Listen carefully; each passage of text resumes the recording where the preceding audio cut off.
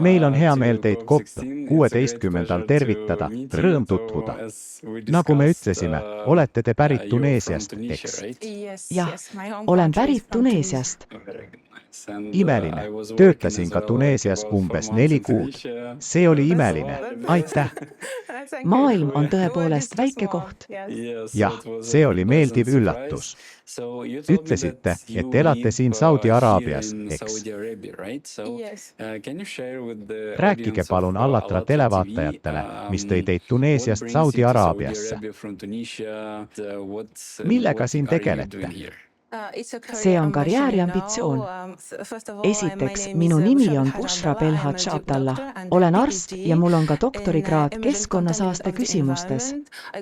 Ma kaitsesin doktorikraadi Kanadas Simon Fraseri ülikoolis, kuid lõpetasin seejärel, selle järeldoktorina 2022. aastal valiti mind oma riigi algavaks liidriks rahvusvahelises juhtimiskoolis. Tuhandete kandidaatide seast valiti mind oma riiki esindama. Meid oli 23, kes me olime stipendiaadid, liidrid. Meil oli rõõm kohtuda EL-i institutsioonide esindajate, Euroopa poliitikakujundajate ja otsustajatega. Arutasime valgeid kohti ÜRO 2030. aasta tegevuskavas. Kohtusime ka Aafrika Liidu juhtidega. See oli tõeliselt konstruktiivne arvamuste ja tagasiside vahetus kõigi EL-i institutsioonide vahel. Pärast seda töötasin Tuneesias teadusagentuuris juhatajana ja järeldoktorina. Siis tulin siia Saudi Araabiasse keskkonnakaitse, kliimamuutuste juhtimise ja säästva arengu eksperdina. Teen koostööd Nivaga ja ka selliste ettevõtetega nagu Palladium. Püüame välja töötada parema teede kaarti kohalike elanike jaoks ning pöörame erilist tähelepanu keskkonnakvaliteedi näitajatele. Töötame selle nimel, et mõista, kuidas saame tagada ja jälgida Saudi Araabia edusamme elukvaliteedi, inimeste heaolu ja elutingimuste parandamise vallas. Lõppude lõpuks, nagu teate, on kõik omavahel seotud, kas pole? Sellepärast olengi Saudi Araabias. Alustasin veebruaris ja hetkel olen teadus- ja tehnoloogiakomisjoni liikmena seotud COP16 tööga, mis vaatas läbi teaduskomisjoni tööd. Olen üks neist, kes on uurinud rohelise tsooni teaduslikke aspekte ja püüan õppida igalt riigilt, igalt esinejalt, igalt huvirühmalt, igalt sponsorilt, investorilt, isegi meedialt. Sest teate, teaduslik lähenemine on võti oluliste küsimuste lahendamisel sellistel suurüritustel nagu COP29 ja COP16, mis toimusid Kolumbias. Nüüd olen siin teiega. Mul on hea meel teiega kohtuda, sest tean, et töötasite ka Tuneesias. Sellepärast ma siin olengi. Nii, et olete Saudi Araabia teadusnõukogu liige. Kui ma ei eksi. Vau, see on päris lahe. Millised olid COP16 nähtu hulgas teie arvates 2 või 3 peamist teaduslikku avastust, toodet või lahendust?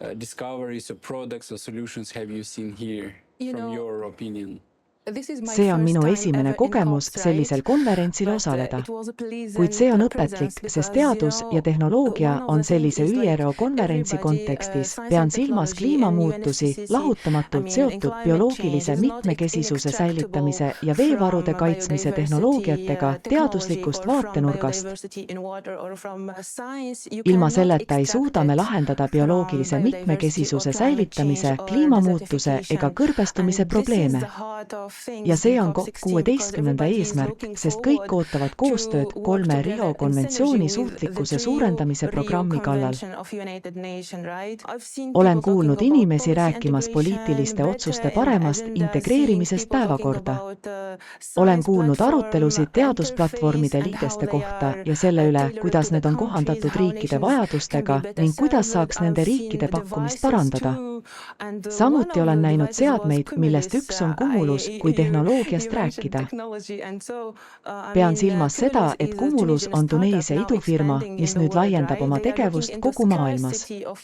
Selles käsitletakse põua ja kõrbestumisega seotud veepuuduse probleeme, millega me praegu elame, ja see on COP16 olemus. Üks põhiküsimusi, mida siin käsitletakse, on see, kuidas saame aidata inimesi teaduse ja tehnoloogiaga, kuidas kuidas saame parandada elukvaliteeti ja kaitsta eelkõige veevarusid.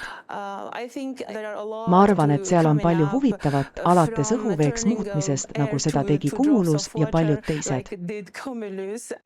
On palju teisi idufirmasid, mis tegelevad riikide jätkusuutliku arengu tagamisega ja püüavad lahendada olemasolevaid probleeme. Aitäh, jah, see on teie poolt mainitud ettevõtte. Ma mäletan teie küsimust toona. Sellepärast ma tulingi teile ligi, te küsisite idufirma kohta, mis muudab õhuniiskuse veeks. Ja mulle tuli pähe, et meie startup asub Tuneesias, tean väga hästi, et Cumulus on väga nõutud mitte ainult minu kodumaal, vaid ka Euroopas. Mis puutub Aafrikasse, siis teame, et paljudel Aafrika riikidel puudub juurdepääs veele. Pean silmas seda, et teadus ja tehnoloogia võivad tuua inimestele kasu, pakkuda otsustusvõimalusi, pakkuda sügavamat arusaamist inimeste vajadustest ning pakkuda riikidele vahendeid ja mehhanisme stabiilsuse tagamiseks ja elukvaliteedi parandamiseks kriisi ajal. See kõik on seotud. Aitäh teile. Tegelikult tänan teid selle mainimise eest, et teadust ei saa jagada ega rühmitada eraldi mõisteteks, sest me elame maailmas, kus kõik on omavahel seotud, kliima, pinnas, atmosfäär, ookeanid ja palju muud. Huvitav, kuidas me kohtusime, COP29 toimus huvitav sündmuste ahel. Meie, rahvusvahelise liikumise, Allatra, vabatahtlikud, esitlesime sügavamat uurimist nõudvat uuringut. Selle uuringu põhjal oleme kindlad, et atmosfäärivee generaatorite kasutamine võib tuua käegakatsutavat kasu järgmise 2–3 aasta jooksul. See on täpselt see, mida kõik inimesed tahavad, nad tahavad näha käegakatsutavaid tulemusi. Nad tahavad näha tegevust. Jah, nad tahavad käegakatsutavaid tulemusi. Startupi uuringute kohaselt vähendaks see meie planeedi koormust, kui kõik maailma riigid lõpetaksid vee võtmise looduslikest reservuaaridest. Atmosfäärivee generaatorid, kui neid rakendatakse riiklikul tasandil, ei võimalda mitte ainult vett õhust võtta, vaid aitavad ka ookeanid plastist puhastada ja vähendada soovimatute sademete hulka. Just selle küsimuse esitasin ühel üritusel arutelus osalejatele. Hiljem te tulite ligi ja me saime seda arutada. Kuigi ma saan aru, et sellised küsimused võtavad aega, neile ei saa kohe vastata. Mis on teie arvamus? Mida te sellest arvate? Teoreetiliselt, kui me esitaksime selle idee Saudi teadusnõukogule, Lähis-Ida riikidele, Põhja-Aafrikale või mõnele muule riigile, võiksime luua Tuneesia ettevõttega sarnase startupi. Ehk tasuks korraldada üritus atmosfäärivee generaatorite tootjatele, et jõud ühendada ja väljavaateid hinnata. Mida te sellest arvate? Kuidas saame selles suunas edasi liikuda? Ma arvan, et Cumulus juba töötab selles suunas. Minu teada kohtus EHP paar päeva tagasi Saudi Araabias Prantsusmaa presidendiga. See viitab sellele, et nad kindlasti kaaluvad oma tegevuse laiendamist riikidesse, kus veevarusid on vähe ja kus põhjavesi on oluliselt ammendunud. Üldiselt on teadusel ja tehnoloogial pakkuda palju rohkem, kui praegu näeme. Cumulus on vaid üks näide. Kui jätkame tegutsemist, investeerime selliste ideede väljatöötamisse rohkem ressursse ning tunnistame teaduse ja tehnoloogia vastutust, suudame lahendada palju probleeme, alates veevarustusest kuni bioloogilise mitmekesisuse seaduste jälgimiseni ja elukvaliteedi parandamiseni. Seetõttu olen kindel, et teadus ja tehnoloogia on midagi, milleta me ei saa elada ei praegu ega tulevikus. Me ei saa ilma teaduseta hakkama isegi poliitika küsimustes.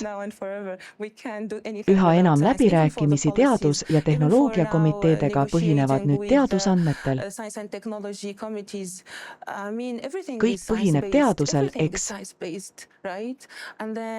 Ja on oluline kasutada neid teaduslikke edusamme, et aidata juhtidel teha tõhusamaid ja teadlikumaid otsuseid. Eks? Suur tänu! Tegelikult nägime seda COP28 Dubais, COP29 Bakuus ja nüüd COP16 Riyadhis, Saudi Araabias. Inimesed tahavad tegutsemist. Inimesed tahavad lahendusi. Inimesed tahavad, et COP president, UNCCD sekretär ja härra Johan Stockholmi ülikoolist ütleksid avatseremoonial, et oleme peaaegu jõudnud punkti, kus tagasiteed enam ei ole. Võib-olla peaksime tõesti lõpuks tegutsema hakkama. Selle asemel, et teha kõike täiuslikult ja püüda olla täiuslik õpilane, proovime lihtsalt tegutseda. Me ei pruugi olla parimad õpilased, kuid me peame proovima. Eks, isegi kui teeme 500 või 1000 viga, saame neist õppida ja neid parandada. Tundub, et meil pole palju aega ja kaotada pole samuti peaaegu midagi. Ja nagu te ütlesite, kui meil on jäänud ainult 5 aastat.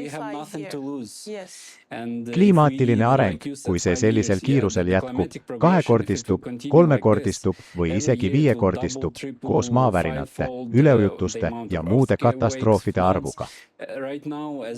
Just praeguses vestluses arutasime üleujutusi. Liibüas tugevaid vihmasid Tuneesias ja metsatulekahjud. Äärmuslikud ilmastikutingimused. Igal pool ja kõikjal. Suur tänu selle eest, et jagate. Loodan, et meie vaatajad saavad sellest teemast sügavamalt aru. Lõpetuseks võiksite ehk soovida midagi või pöörduda inimeste või riikide poole, kes juba seisavad silmitsi kliimakerberuse mõjudega, põuadega, üleujutusetega, kodude või lähedaste kaotusega. Mis on teie sõnum neile inimestele? Minu sõnum saab olema adresseeritud valitsustele. Tegelikult tunnen ma siiralt kaasa kõigile inimestele, kes seisavad praegu silmitsi looduskatastroofidega, olgu selleks hiljutised üleujutused Hispaanias või praegu Liibüas toimuv. Liibüa on kogenud 2 järjestikust üleujutust vähem kui 6-kuulise vahega. Seda on liiga palju.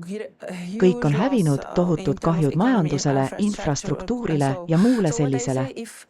Nii et ma ütlen, et kui oleksime välja töötanud tegevuskava, et ette valmistuda kliimamuutusteks ja äärmuslikeks ilmastikuoludeks ning suurendaksime vastupanuvõimet nendele, oleksime võinud neid laastavaid tagajärgi vältida. Peame vähendama haavatavust ja suurendama oma valmisolekut. Kõik peaksid sellest teadma, see teave peaks olema igati kättesaadav. Seda peaksid teadma kõik, väikeettevõtte omanikud, talunikud, üliõpilased, kõik. Kuid nemad pole need, kes midagi ette võtavad ja raha investeerivad. Nemad ei tööta välja tegevuskava ja rajade kaarte. Nad võivad selles protsessis osaleda, kuid otsused teeb siiski valitsus. Seetõttu on ebasoodsate ilmastikutingimuste vastu võitlemise tõhusa kava loomine esmatähtis. Nii saame vähendada kaotusi majanduses ja kaitsta ka seda, mida saame kaitsta maast majadeni. Mida me teeme kodutuks jäänud inimeste heaks? Nüüd on kõik hävitatud, kas pole? Isegi põllumajanduses on tohutud kahjumid. See on minu viimane ja lõplik üleskutse ning ma loodan, et see tõesti aitab protsessi kiirendada. Suur tänu, Bushra! Nagu olete kuulnud, kallid vaatajad, on see viimane üleskutse. Oleme peaaegu jõudnud punkti, kus tagasiteed enam pole, nii et palun liituge meiega. Võtke aega, et õppida tundma kliimamuutusi. Tutvuge ÜRO kliimamuutuste ja kõrbestumise vastu võitlemise tegevuskava. Palun ühinege jõupingutustega, et võidelda kliimamuutustega ja leida lahendusi. See on riikidevahelise globaalse julgeoleku küsimus ja me kõik peame selles osalema, et tagada endale ja oma laste tulevikku. Aitäh!